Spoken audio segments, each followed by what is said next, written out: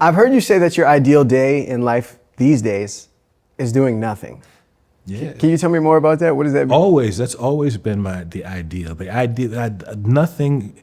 I like when there's absolutely nothing on the schedule and there's no plans and nothing. It's just Saturday. That's my favorite. Walk me through, like, what was your last Saturday like? Just like probably no different than your Saturday. It's just a regular Saturday. I'm a big homebody, so I just be at the crib. I'm totally at home.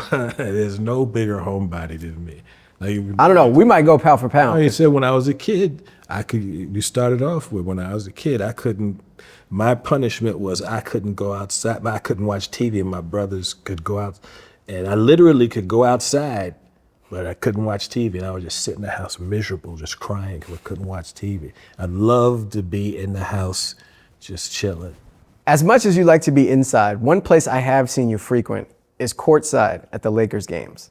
Do you have, or what's your best memory of like sitting courtside at a Laker game? I have a greatest fear at the basketball. What's that?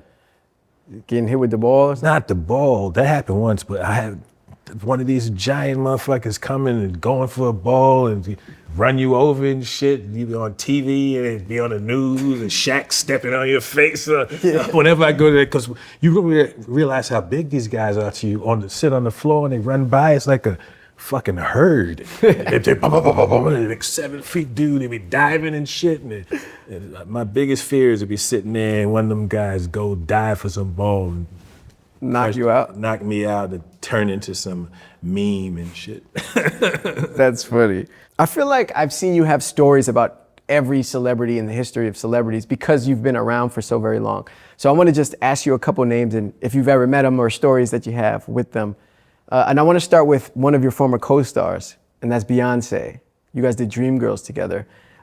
What's your favorite memory of spending time with her? I did Dreamgirls right when I was getting divorced.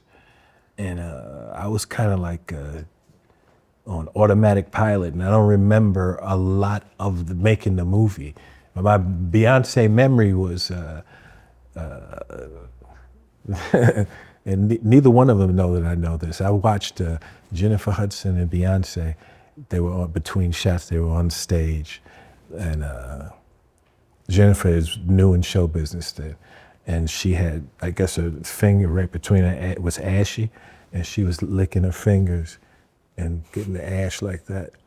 And Beyonce grabbed me and said, "Ooh, girl, don't do that. I'll get you some cream." And it was quiet between the two of them, but I saw it.